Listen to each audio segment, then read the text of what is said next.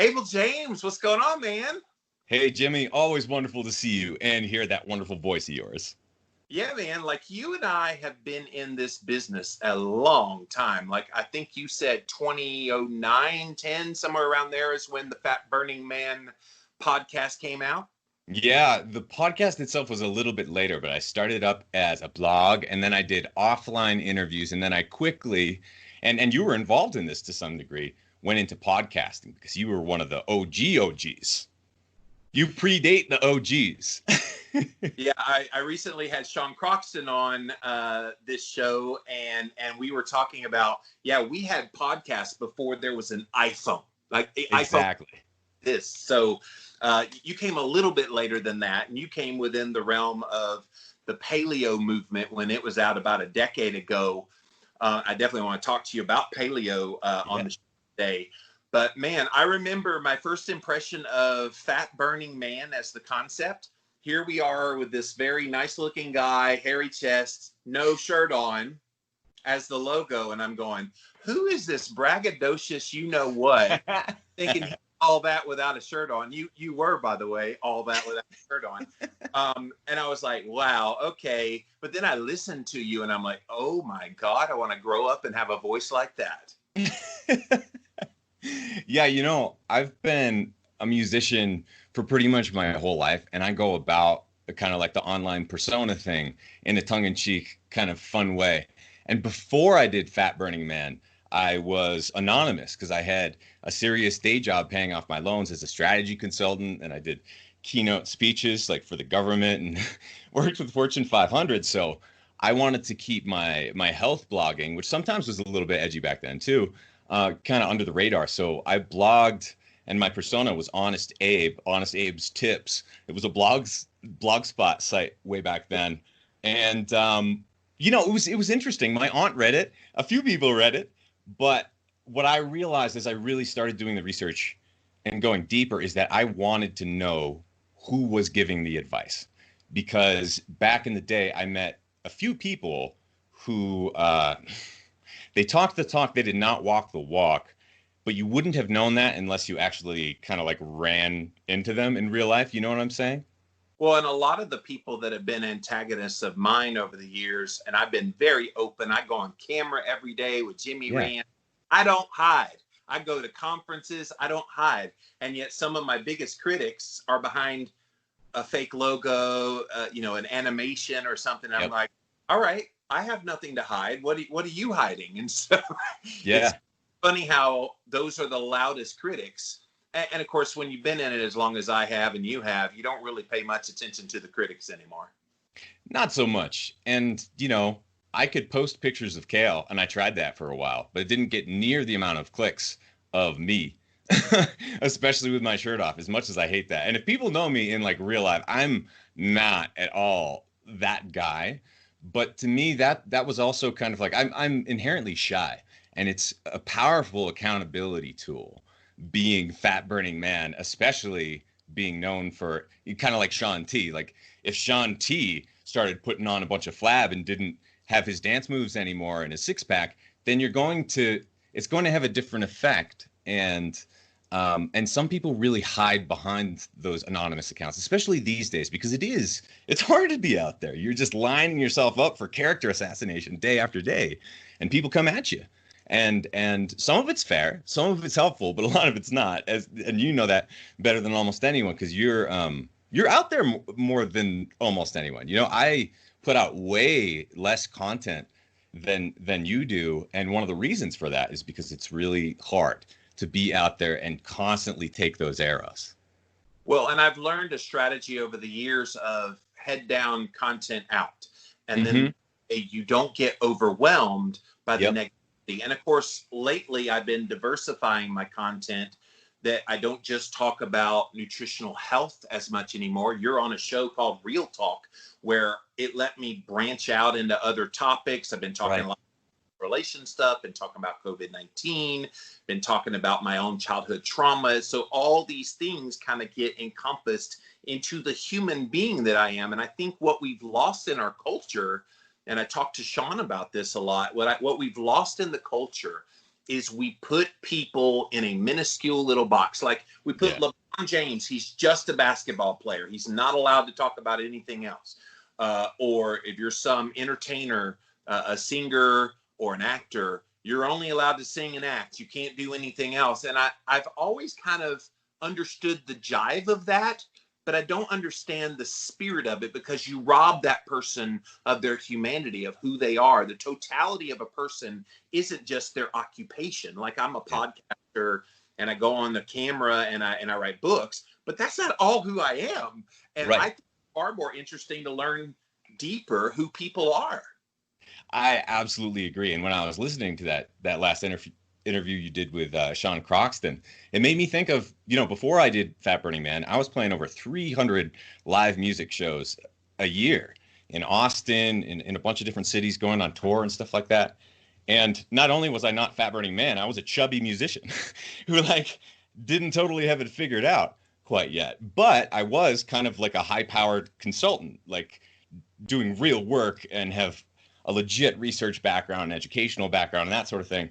And so when people would see me playing live shows, and they're drinking or whatever, coming through Austin at my shows, I would take a break and I'll try to talk to people and have a great time meeting them. And they would make so many assumptions about me, since I was the guy playing songs and I could play Johnny Cash and I could play my own songs or whatever. And I would sing for them and I was playing for tips and selling CDs or whatever. They made so many assumptions about who I was, how dumb or smart I was, where I came from, what my socioeconomic background was, all those things. And I kind of got a kick out of it, because you're never just one thing. Like, you're a podcaster now because you've been doing it for a while, but nobody cared when podcasts weren't really a thing before the iPhone, right? And now that's who they want you to be, and only that. And I think there are a few reasons for that.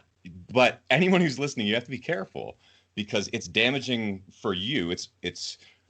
You're reducing them to a small slice of who they actually are. And in fact, we're all just giant spectrums of all sorts of things, constantly evolving, changing, hopefully changing our stance and opinion from time to time, adapting. And that's really important. And more, especially when you're taking those arrows online, you can't just keep saying the same things. Like, I take a step back from time to time, because as much as I want to help people and encourage them to eat their vegetables, saying that over and over again gets a little bit tiresome for everybody. You've got to be more than that on every side of this equation. I have been living La Vida low carb since 2005. 2005.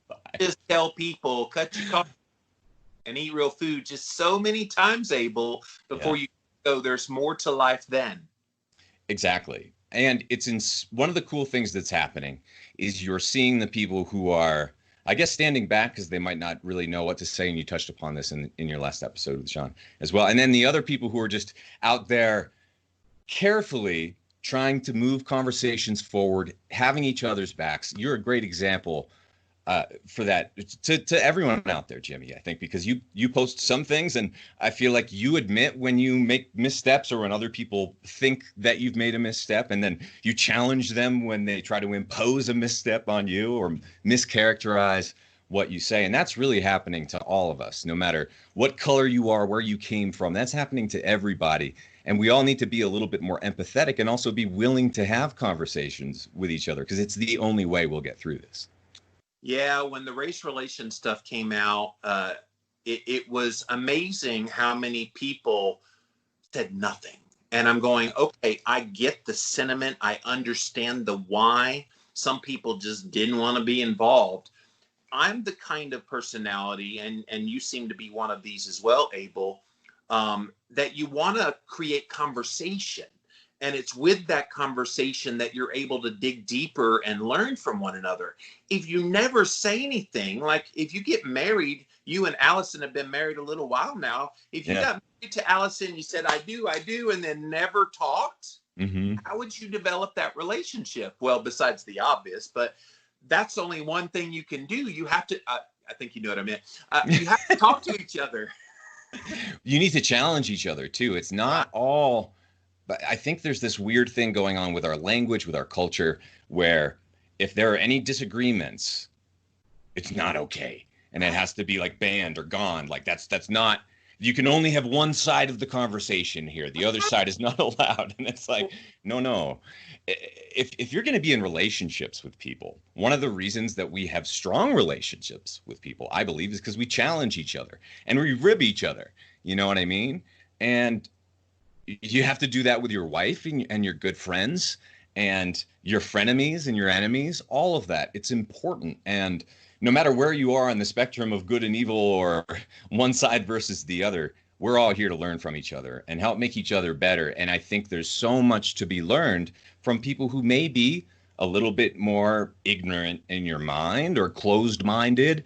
And there's also a lot to learn from people who may be total nut jobs, often conspiracy land, who are questioning everything. Like, you don't have to just stay on one side and hold your ground and dig in and then fight with the other side. That's not how this works. Can I tell you, 2020 has been a weird year for a lot of reasons, but one of the things that's come out, at least personally for me and a lot of people, when I started writing about this and talking about it openly, they're like, oh my gosh, I thought I was the only one. I've lost a ton of friends this year, Abel. Like, longtime people that I thought were loyal to me suddenly cut off ties purposely, or they haven't even tried to reach out despite me reaching out to them.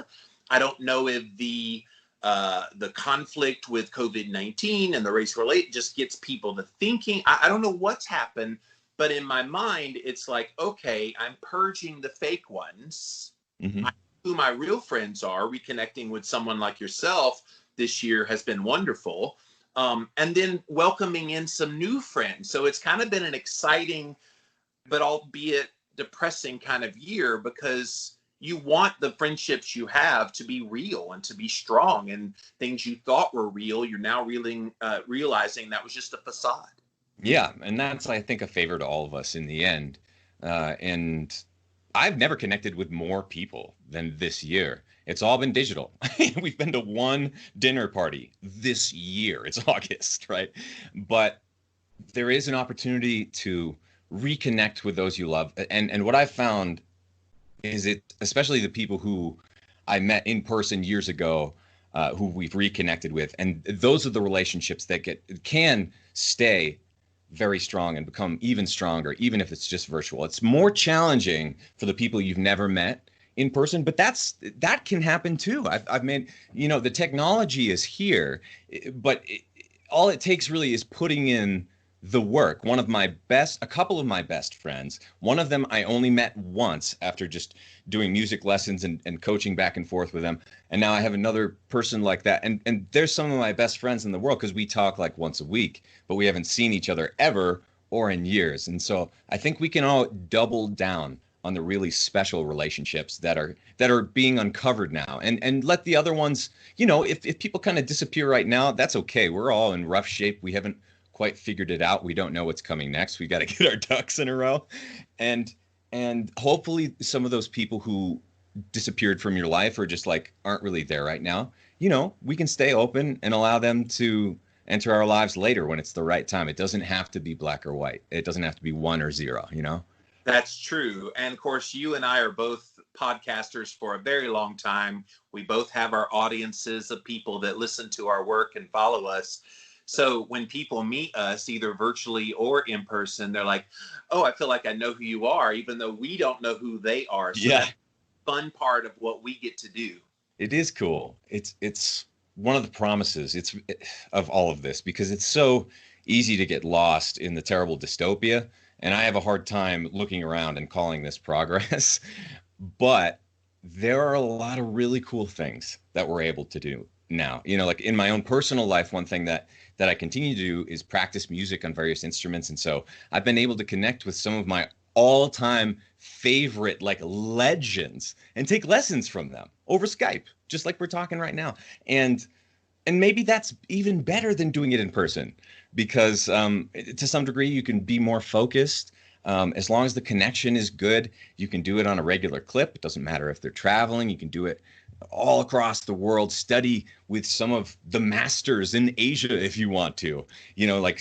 I did, one of the things that really blew my mind was an interview I did on the Fat Burning Man show years ago now with someone in India an expert in air pollution, and the connection was on point, and we were having a great conversation. And so there's huge promise in that, but it does take diligence and focus to really funnel your energy into that instead of being scattered all around Instagram, Facebook, email, text messages, and all, and then, you know, the terrible dystopia with the world falling apart all around us. Well, and let's talk about that a little bit, because one of my concerns about the whole coronavirus and all the things that have happened around it is the fear that has been instilled in people, and that fear manifesting as mental health issues. I don't think we fully realize the new pandemic is going to be anxiety, depression, suicide. We're already seeing signs of it already, and it's going to be much worse than COVID-19 will ever be. 100%. And that is my research background is the brain and mental health and psychology. And it's incredible how even mentioning some of the mental effects of what's going on just gets you immediately thrown into the loony bin. You can't even bring up the psychological effects of covering someone's face, which are massive. The psychological effects of covering someone's face, covering your face, other people's faces, seeing faces covered, massive effects. It's eerie when you walk into a grocery store. And I remember the movie like Planet of the Apes. It's like, okay, they had a mouth, but it was kind of that structure of it's almost faceless, and all you see is eyes. Now, eyes can tell a story. And like I can see a pretty girl with eyes, you know, you recognize that, but you don't see the smile, you don't see the dimples, you don't see the crinkle of the nose, you don't see any of the things that are major human traits. And again, we're not trying to say COVID-19 is not real. We're not trying to say people shouldn't take it seriously and wear a mask, blah, blah, blah. We are saying it's true. But at the same time, we're bringing up an issue that is an unintended consequence of having to wear a mask, having to keep our distance, being afraid of each other. Like all these viral videos online, I've been posting a few of them on my sites, and people just going crazy in the stores, a combination of the lack of humanity and the anxiety from all the fear. And social connection is a nutrient. You can think of it that way. Like sunlight's a nutrient, like food is full of nutrients. If you don't, like, social isolation is the worst possible thing that you could really do to the human mind, to the human spirit. We take the worst prisoners who have committed atrocious acts against humanity, and then we shut them in social isolation, and that is the worst punishment to humans. And so I think that it's really interesting that instead of saying physical distancing, the terms that are parroted and used are around social distancing, which implies social isolation. I'm also very much into how the brain processes language and music. That's what my first book was about and a lot of my research. And so when you The Wild Diet. No, the first one, The Musical Brain, before The Wild Diet, was a review of the literature the research literature back in 2006 that I did at Dartmouth that examined where music actually came from and its links to language. And so much of what happens with communication in language is completely subconscious or unconscious. It's happening. There are programs running. You're being affected, but you don't consciously realize that. We're living in it. Yep. Safe. That's stay safe. Like if I hear one more person tell me stay safe when I leave a store, I'm going to scream. I mean, I get the sentiment of it, but it's almost a conditioning to us to say. It's 100% conditioning. Stay safe. What are some of the other phrases that are used out there that is some of this conditioning you're talking about? Well, let's just look at stay safe for a second, because what is that implying? That the world is a terrible, dangerous place? That's the programming. And so when I tell you not to think about the white polar bear, what do you think about? You cannot help it. And so within the language, lockdown, like locked, bondage, masks are very close to that too. When you look at the I can't breathe type terminology that's been used at the same time that a virus that supposedly takes away your ability to breathe, along with masks, and someone else has been publicly suffocated in this terrible terrible thing that most of us were forced to watch all at the same time. When you look at history, language and certain events that are broadcast to the public have been used to kick the hornet's nest and this is not saying that any of these things are not real. That's not what I'm saying. That doesn't even matter. What I'm saying is that I don't think it should be debated at this point that someone or something is kicking the hornet's nest and stirring us up on purpose during very suspect times when the financial system is being completely looted and we're not allowed to talk about certain things, to use certain words without, and I don't want to say some of them even right now because I know that videos get dinged, or you can't upload them to YouTube, or they don't go anywhere and they're disappeared from Facebook. You know what I mean? Like hydroxychloroquine, for example. And why would that be one of those words? Because there's a new word. There's another dozen words every few weeks, it seems like. And it seems to me that there's an obvious effort to suppress information. And if that's the case, why would you suppress anything that could potentially help? It's from where I'm standing, and I know, Jimmy, where you are as well. It cannot be debated. We have too much evidence that says certain information, good information, has been suppressed. Certain voices have been suppressed while the flat earthers are fine, while the people who are rioting are getting all sorts of coverage, while some other people who are really fanning the flames, kicking the hornet's nest, all those other random metaphors, they're the ones who are getting all of the attention, and we're not allowed to talk about anything or question certain subjects. And that's a problem. That's bad. Most egregious one right now is churches are not allowed to have more than 50 people in them, but Yeah, you can go to Walmart. Walmart's your new church, and so are casinos, but you are not allowed. My grandmother at 97 died this year, and I've been unable to see my parents and all of my family to grieve. Yet, if we wanted to go gamble, if we wanted to go hang out at Walmart, then that would have been totally cool this whole time. This massive, faceless, faithless place full of crap from China. We're allowed to go there, and we're not allowed to practice spiritually. For me, that is one of the most egregious and obscene violations of spiritual law, like regardless of where you live or whatever else, or what happened or what you think is happening. You can never take that back. The rights that they've tried to take away and are trying to take away more, and the humanity that they're trying to take away, the technocrat social media platforms, the media, politicians, all of that, we're not going to forget. They can try to scrub us from the internet. They can try to make certain books be very difficult to find, and certain websites and all that. But for every action, there is an equal and opposite reaction. And I see a lot of people, a lot of good people, thinking people, working together, being catalyzed, because we realize how much of an uphill battle this is. I think when we met about 10 years ago, Jimmy, we realized that, yeah, we're a small group of kind of alternative health people who go about this in a different way than the norm. But, the world's generally a good place, and we can get somewhere, and we can enact some change. And hopefully, the powers that be will stay out of our way or not mess with us because we're too small. And where we are today is, I didn't expect this. I didn't expect this at all.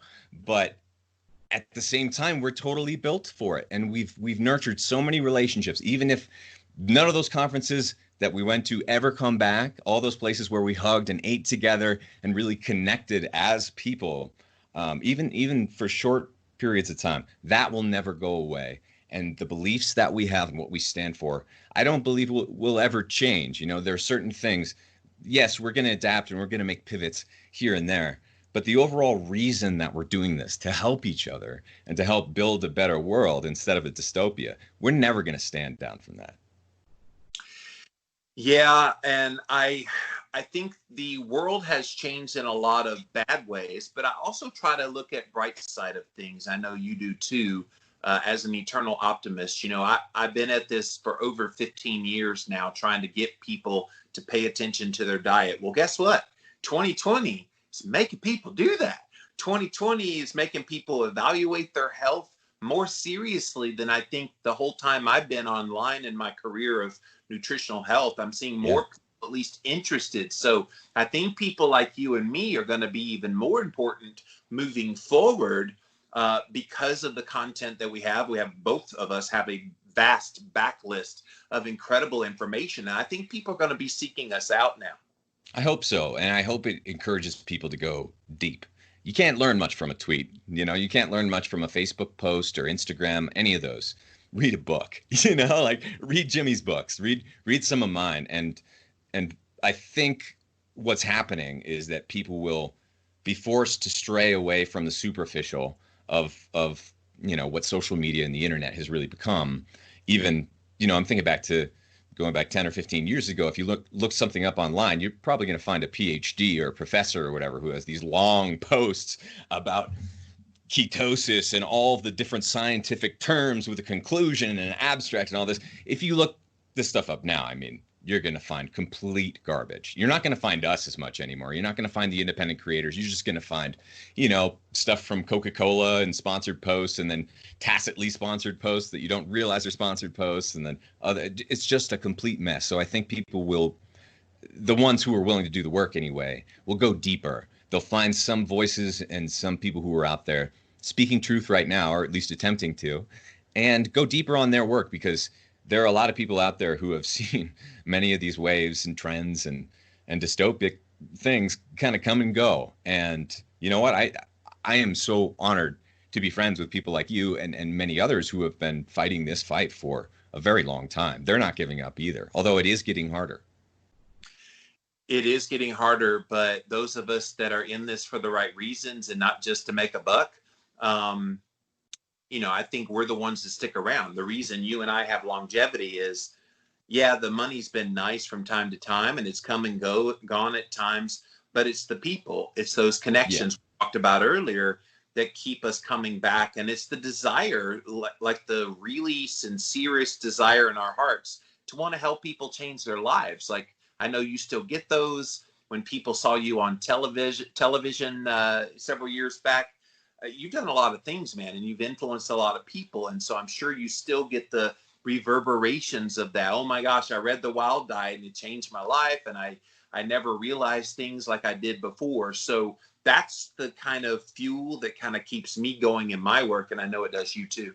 Yeah, it does. It does. And there's a lot of accountability for each other in that, don't you think? And I think it's important to kind of like know different people coming from different places with different builds. Like, there's so much that I have learned from you, Jimmy, and will learn from you over the years. You interview in a different way. You had different interests. You have a different body type and a different history of exercise and physical activity, different age levels, different genetics. And that's why trying to simplify all of this and putting people into boxes and having one way of going about all this and one diet and one, dogmatic way of exercising, that's not really learning. That's not education. Being exposed to a ton of different ways of doing things. You were one of the very first interviews on my podcast. And one of the reasons I chose you is because you had lost over 100 pounds. And for the first like half dozen or so interviews, I wanted to find people who had lost way more weight than I had and been able to keep it off for a period of time. Because what a testament to everything that's good about humans if you're able to do that, because talk about an uphill battle. But what I learned is that first, those first half dozen people kind of went about it in different ways, in unique ways, and found success doing it in their own ways. And I think that's really the most important thing. And even now, kind of this shift away from necessarily the weight loss and more to, hey, is that person vibrant? Are they healthy? Is their brain operating at a high level? Like, these are the things that I think are becoming a little more appealing to people than maybe they did 10, 15 years ago. Today, I think people are more like, hey, okay, the weight might kind of go wonkadoodle on me sometimes. So let me not put the focus on that and put it more on brain health, put it more on how is my general health, cardiovascular health, all of those kinds of things. And that's a major shift that has happened since you and I have been out there. Yeah, it is. And it's good to encourage people to embrace those shifts. Another thing that's happened is it's become a lot easier to track your own biomarkers, your own sleep, temperature, ketones, whatever you want. Yeah, exactly. Now, some of that information down the road could be sold, and that's kind of freaky, right? Like, you want to be careful with your own information and your blood and your spit and all that stuff. That is one side of the conversation. But on the other side, it is there's never been a better time to take a good look at where you're at and how your body is doing than right now for not very much money. Even the Aura Ring, which, geez, 1, 2, 3 years ago, I got my first one. It's a few $100. I mean, if that were when we started 10 years ago, it would have been $100,000. Like, that technology would have blown our minds. You know, some of the ketone esters, I remember Dave Asprey talking about it. When they first came out, he said one dose was $30,000. And they're terrible. They're so gross. Terrible. Rocket fuel, disgusting. Now you can get one dose. I've got some in there. One dose is $30. Wow. Yeah, and then red light, self-tracking, blue blocking glasses and software.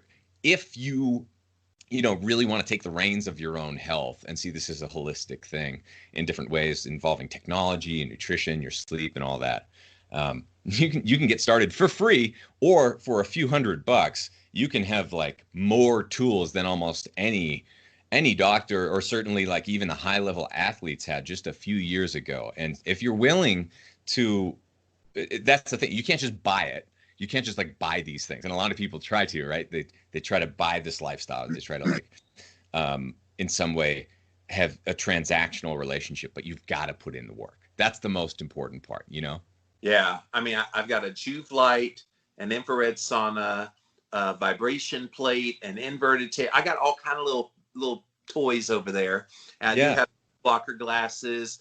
And then I've got all these little supplements from this no-name company called Wild Superfoods. I got some collagen cocoa, vitamin C stack. This is Abel's company, you guys. Fizzy C, which is like a little drink, vitamin C. The Future Greens. What else do we have? Oh, the Mega Omegas. But my favorite one is the vitamin D stack, because a lot of people get vitamin D, but they don't get anything else with it. And it's like, D kind of needs the other fat soluble vitamins in appropriate amounts for it to do what it's going to do. And people are, I didn't know that. And so put it in there. So Wild Superfoods, where can they find this stuff? Thanks, Jimmy. Yeah, that's at wildsuperfoods.com. And we started that up, me and my wife. We've been thinking about doing it for many, many years, and then invested basically our whole savings to get to where we are, which is a line of, for the most part, shelf-stable supplements that are not the sexy ones, that are more the foundational, like vitamin D. It's so interesting because the vast majority of people out there are deficient. And like everyone kind of know, it's like eating your vegetables. Like everyone kind of knows that you should check your D and it should be at these certain levels, but like still 90% of people don't do it. And then even with the supplements that are out there, a lot of them are not what they claim to be. And for me as a podcaster, and for you as well, Jimmy, we've both kind of like experimented with sponsorships and partnerships and various ways of trying to work with people and get good businesses out there. But in a lot of cases, you don't know if it's for real or not.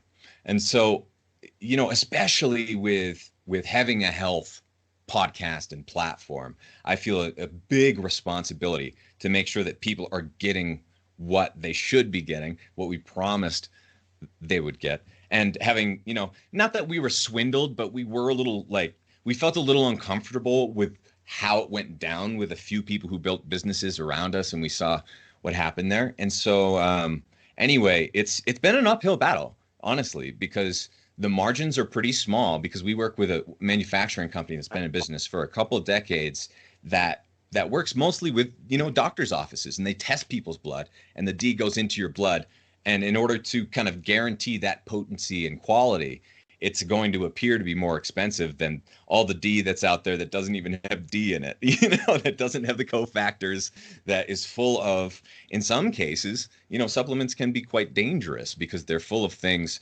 that are toxic to your body, or they're rancid and God knows. So anyway, it's an interesting time for us, kind of like it's one of our attempts to not only maintain our own independence as creators, but also hopefully down the road help other people who are independent creators make a living at this, delivering on the promises that they should be. And that sounds kind of obtuse, and like we shouldn't have to go through all these steps of being like, are people saying what they're what they mean, and is that the truth? Is there vitamin D in the vitamin D? But unfortunately, that's the wacky world we live in. So we're trying to be, a part of the solution here.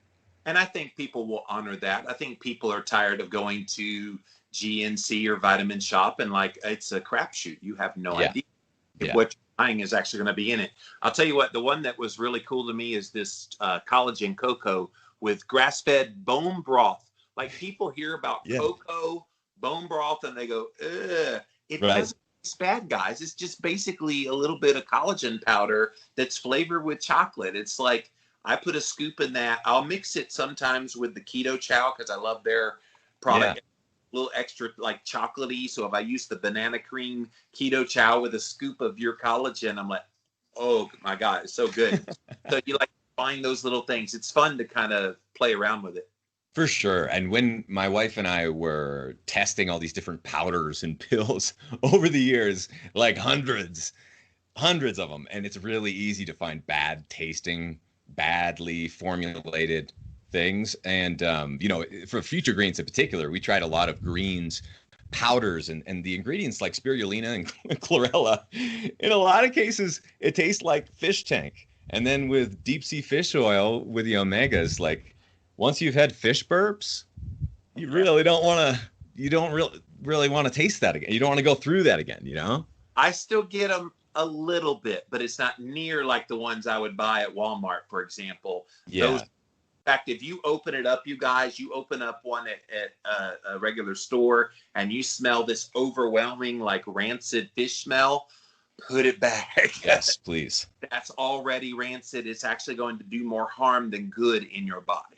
Exactly. Yeah. So there are a lot of just failed experiments when we've tried various brands, various companies, various promises on the product labels and stuff like that. And a lot of times it's just so easy to get burned. So we're trying to kind of start slow, and like collagen cocoa is the best like chocolate flavored collagen bone broth protein we've ever come across. And I think it's better than the way we've tried the pea protein. I mean, we've tried like hemp, all different formulations and grinds and different things. So we worked really hard on it. And bone broth and collagen in particular are some of those things which are, I was really psyched once they got a little bit more popular around 5 years ago or so, because Great Lakes has been doing it for a long time and a few others have been doing it, but it wasn't that easy to get. And bone broth is one thing that we're hardcore, and we get the joints and the chicken feet and whatever, and we'll make old style soups and broths and that sort of thing. But a lot of people won't,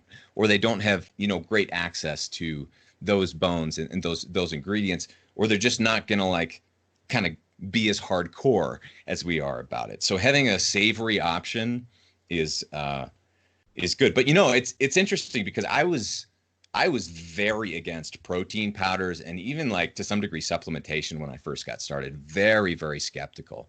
And it wasn't until I really interacted with a lot of people who I was coaching, or who were coaching me in music, oddly enough, that I realized what the utility is of some of these supplements, shelf-stable powders, and that sort of thing. Like, for example, Kenny Werner is one. He's an author and also a legit jazz musician. He's in his 70s now, I believe, and he wrote one of my favorite books of all time called Effortless Mastery, and it's basically about how to get out of your own head. And it's written mostly for musicians. He teaches at Berklee College of Music, but long story short, he had been carrying extra weight, just touring around. He's a piano player and a teacher and a writer. So not a lot of physical time, a lot of just like time practicing and sitting there and that sort of thing. So he'd put on a lot of weight over the years. And over the course of our lessons, he was teaching me, and I was learning piano and effortless mastery and his way of going about it. And just like during every morning lesson, he's got this smoothie and he's drinking this protein powder. And I'm like, what's going on? And I noticed that he's lost like 50 plus pounds, 70 plus pounds, like the weight's coming off. And I'm like, man, what is in that smoothie? What's your plan? And he's just like, oh, like, I know that I should be eating a salad, but I'm not going to make a salad. It's just like, I drink this smoothie.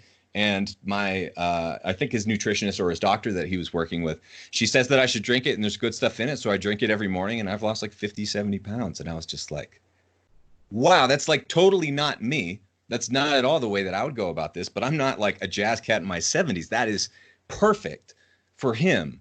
And also the utility of something like collagen compared to whey, whey works for me pretty well, but being dairy doesn't for a lot of people. It doesn't work so well for my wife. And so like we'd thought about putting that out there for a while, but just never felt comfortable because, there are certain ingredients like bone broth, protein, and things like that, where like I don't remember a day where I've ever had too much bone broth protein, from soups or from protein, but you can easily have too much whey. You can easily have too much other kinds of protein. And then one other goal of this is that collagen cocoa, as well as future greens, these powders are starting to be like, they can be the base of homemade cookies. And, Jimmy, we've been making recipes and cookbooks for many years. Me and my wife, we just love doing that. So the idea that we could have, kind of like apocalypse resistant, shelf stable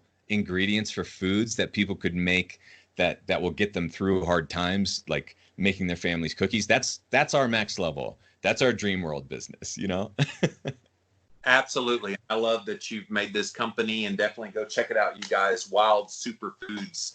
Thanks, Jimmy. But we're going to shift back to the conversation because you and I have been in this space a little while. I've seen everything from the Atkins diet all the way to carnivore. And you've been around since the paleo movement was really strong. You were a major player in that. And now we're into the day now, and you're still podcasting. You've kind of done what I do with podcasting. You don't always stay just on nutritional health. You do other things well. Where are you seeing nutritional health going? Because people ask me that question a lot, and I think we're moving more away from like a diet prescription. I think people are kind of over that. Or like, okay, nutrient density, which was a big part of paleo, real food, paying attention to gut health, speaking of bone broth, and all of these things, I think is where we're going. Do you concur, or do you see other things happening? Yeah, I'm seeing it being more about individual ways of going about this, right? Like not just one diet, not 1,800 calories a day and, 100 push-ups. It's more about how can you combine this world of self-tracking and accountability, even just journaling your food and that sort of thing, with a style and strategy of eating and exercising that works for you. Because you know what? I eat and exercise in a similar but completely different way from like Ben Greenfield, right? He's going to have completely different needs from you, and we're going to have very different needs from a child or a pregnant mother. And we all need to focus more, I believe, on what you said, the principles, the fundamental principles of nutrition, which almost none of us are taught, right? We have to do the work and we have to go and learn those and unlearn all the other junk. But I really think it's through taking on personal responsibility that we'll get through this. But, in our own business, more people seem to want coaching in these years, whereas before they kind of wanted, what should I eat? What are the recipes I can eat from? What are the exact meal plans? Now it's more about like people actually have questions, or they want, a half an hour or an hour with me to ask whatever they're curious about, because this is a multifaceted, multidisciplinary, lifelong adventure that we're on. Yeah, it is. And it's going to be an ongoing one. People often ask, oh, well, keto's kind of starting to wane. What are you going to do now? I'm like, You think I'm married to keto? You think I just will stop doing it? Kind of like when paleo kind of fell out of favor in the mainstream. There's still people doing paleo, so For sure. it just goes away. It's just not hot in the culture anymore. So I love it. A highly individualized approach. I mean, the dietary guidelines for Americans coming out in 2020, they posted a few weeks back the kind of final draft version before it goes to publication. It's atrocious. And it's like they continue to ignore the obvious. And we know why, because there's close connections to companies like Coca-Cola, as you mentioned earlier. Big business kind of rules the roost. And we're seeing that really in 2020. There's a lot of things that are kind of guiding things along. And I think nobody noticed it before, but those of us in the nutritional health space, we've noticed those things for years. We saw this coming. I mean, it wasn't difficult to predict the risk of a pandemic. It's happened so many times before. There are many risks that are totally obvious. And to your point, I've heard you talk about this recently, Jimmy, and I think it's so important that if you focus on your metabolic health, that's something that you can do. We know a whole lot of things that we've uncovered with science, with N=1 experimentation over the years. Let's say if you do these things, you can improve your biological markers of your health, your metabolic health, your energy, so many different things. If you just follow the mainstream, though, you're never going to find that answer. You're never going to find that. They will not tell you. And however you want to feel about that, that's kind of a bummer. But, you know, us working in the field, I wouldn't have built a whole health business and platform and career if we didn't have to do that work. You know what I mean? Because I was swindled. I was following the wrong dietary advice from my doctor and from the fitness magazine. So in my early 20s, I got really sick and overweight by trying to follow the right advice, by trying to be healthy. And I found that so insidious and evil and annoying. And I was so mad when I kind of got that braggadocious body that I put on the podcast art, you know, after just like a couple of months of doing many things against what my doctor said I should be doing and what the dietary recommendations would say. I got so mad that I felt other people needed to know this. And after that point, they couldn't stop me, no matter what the top-down, one-size-fits-all dictates were. And now we're seeing more and more of those dictates straying into other parts of our lives. Not just saying eat corn oil and never eat fat, you know, or whatever they say. But really in all of these different aspects of our lives, of our children's lives. And it doesn't even seem to matter what country you live in. And if all of us are supposed to be arguing about politics, then maybe we should take a look at what's happening in all these different countries that supposedly have completely different political systems, yet they're all acting in one way. And this is what I'll say that I think is very important. Yes, listen to what people say, but take it always with a grain of salt. Look at their actions, whether it's a government or a person. Look at their actions. Look at how they show up in real life. And there are a lot of answers there. And in many cases, what you see from the top down is hypocrisy, unfortunately. And mixed messages. This COVID-19 thing has been the epitome of confusing the public. And at some point, it's so back and forth on things like, don't wear a mask, wear a mask. Yeah. Hydroxychloroquine is approved by the FDA. No, in June, it's not approved anymore. Yep. You know, like this back and forth. And I almost feel like it's by design to keep people confused and dazed and not knowing what to think, which leads to paranoia and back to that mental stuff all over again. Yeah, man. And it's chilling. When you look into the psychology of persuasion and propaganda, which I studied in school, I studied the Third Reich and I studied the art of, you know, propaganda coming out in the 30s and the 40s. And it's chilling because it works and it is at play. And confusion is one of the most well-known hypnotic tactics. If you want to demoralize your enemy, which you do when he or she is being attacked, you confuse them.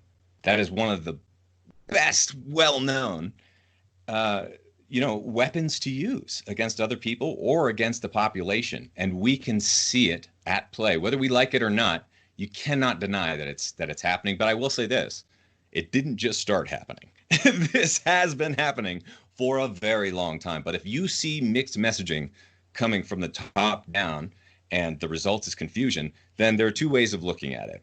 One, they're completely inept. The government is completely inept and unable to serve its people.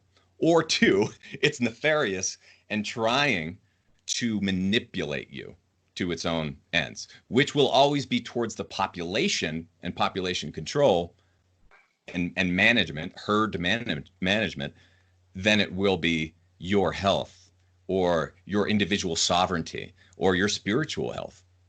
The thing that has bothered me the most about COVID-19 is not one single time have we seen from any public health official, this is how you improve your T cell production, your immune health. These are the things you can eat in your diet. These are the lifestyle things. Like not one single one of them has said, get out in the sun. Like we're in the middle of the summer. It's late summer now. Easily go outside, get plenty of vitamin D. And we know vitamin D helps cholesterol work better in the body. And we know from some of the studies that have been out there that this boost in vitamin D, the cholesterol in your body, all help to improve immunity. Like we're not hearing anything to that degree, which makes you have to ask the question, why? Why aren't we hearing about eat real food? Why aren't we hearing about get fresh air? Because most people are sucking their own carbon dioxide when they wear a mask. Go get fresh air to counteract that. Not many people are saying, move a little bit, get out there, at least take a walk. If you can, do some resistance training. I've still got that big tractor tire over there. I need to start flipping again on the regular. My stress levels have been so high. I know I don't do well when I'm stressed. So yeah, you got to flip some tires when you're stressed. Yeah, not fun. It hurts a lot more than normal. But it seems like these would be well does, Abel. And again, it makes you question, why aren't we? Why are they squashing things like hydroxychloroquine and zinc when they're found in the early days in several studies that it's found to help patients recover before they go to the disease progression?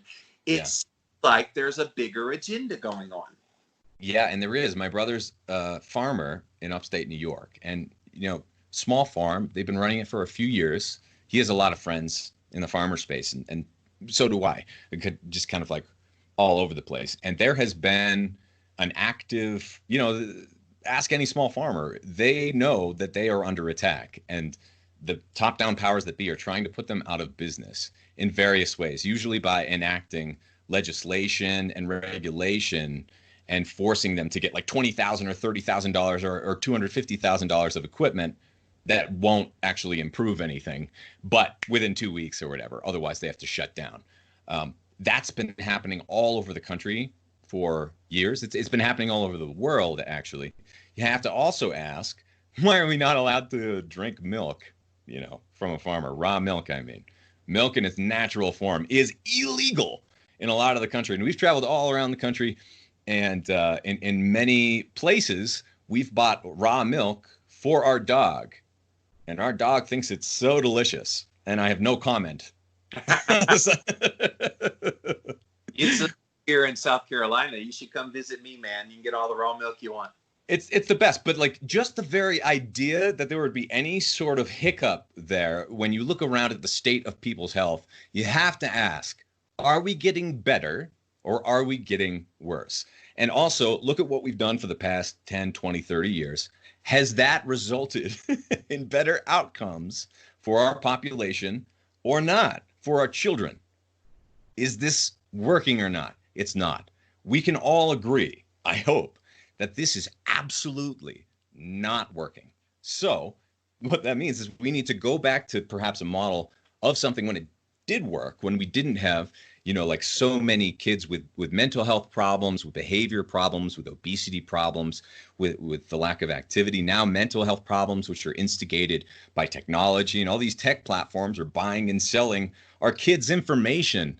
And they're going to be trying to get in their head so that they can make them vote to their ends in their election in 2045. And it's like, let's take a step back for a second and ask, what kind of world do we want to build here? Because every government is working for us, the people. And if it's not, it should be.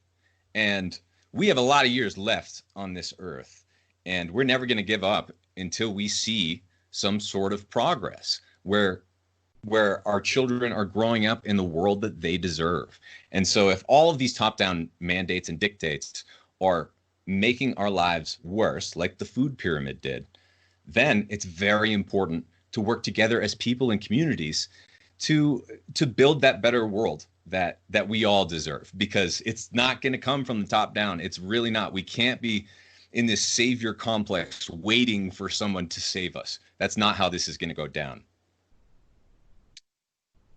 I worry about the future, if I'm being honest, and I'm concerned that this is just the beginning. Yeah. No, I'm not alone in that sentiment. Now, I don't actively worry because I know things will work out, or Jesus will come back, or something's going to happen. So. I'm still holding out for our homeboy. Yeah, I wouldn't count him out. Homeboy needs to come quickly because it's down here on Earth. So. Yeah, it's a double-edged sword, though, as they say, and we have a lot of work to do, but good people are coming together, and they're having real conversations that they wouldn't have had, and they're doing work that they wouldn't have done. And it's going to be hard, but we're going to make it through this one way or the other. And it's a great time to make friends and not be isolated. That doesn't mean you need to go around hugging strangers right now, but the last thing you want for your virtual hugs, the last thing you want is to feel isolation.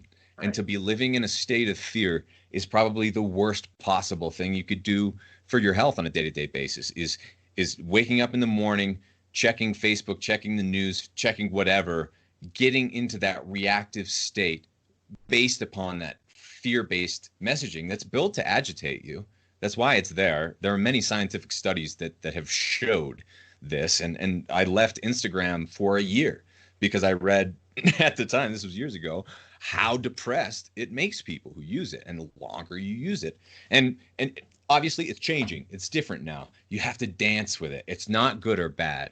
There are opportunities. And I don't think our relationship, Jimmy, would be as strong if it weren't for Instagram and if it weren't for some of these social media places. So they're not all bad. We just need to handle it. And I think by getting ahead of it a little bit, trying to protect your own mental energy, get some good messaging in there, then you can do good work even in weird places, even on weird platforms where some people are kicking the hornet's nest. Twitter makes you angry, Facebook makes you depressed, and Instagram is where all the cool kids are. Go follow. There you go. Running Man. I will say Instagram probably, that's my favorite one. Having been getting into it more in the past couple months, it's my favorite. I resisted it for many years because I perceived it to be where people that posted recipes, it was a perfect place.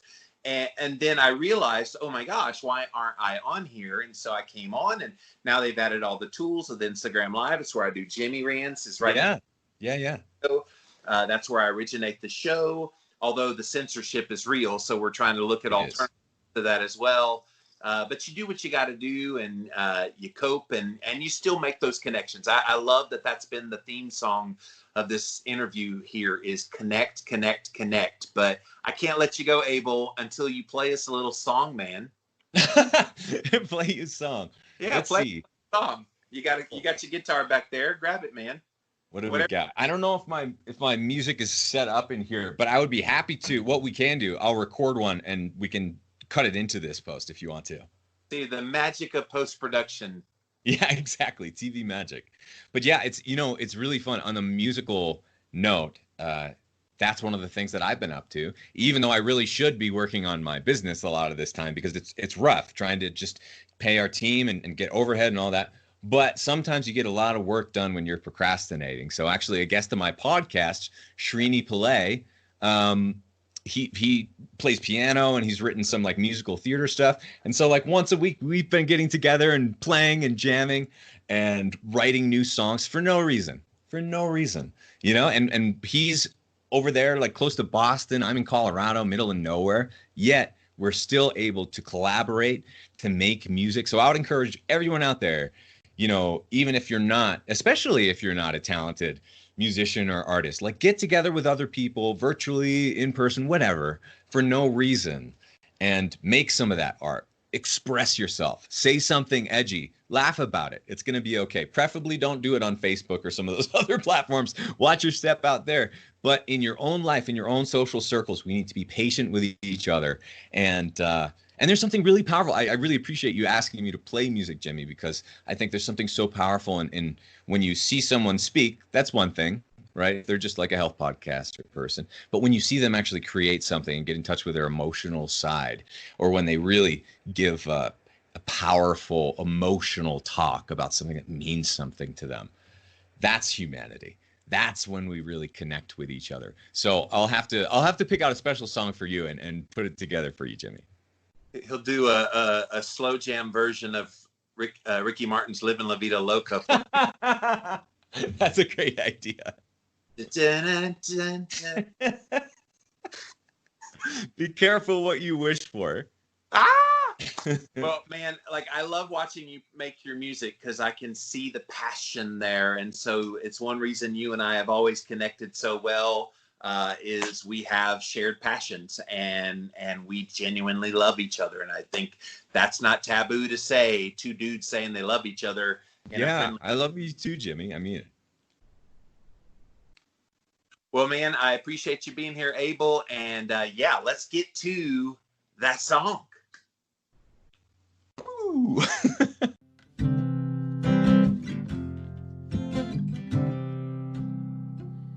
The water is wide, I cannot cross over, neither have I the wings to fly.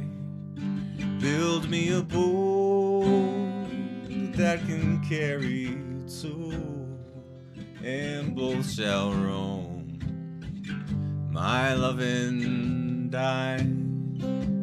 A ship there is, she sails the sea, sailing as deep can be, but not so deep as the love I'm in. And I know not how to sink or swim. I lean my back against the young oak, thinking she was a trusty tree. But first she bent, and then she broke, and thus did my false love to me. The water is wide, I cannot cross over, neither have I the wings to fly.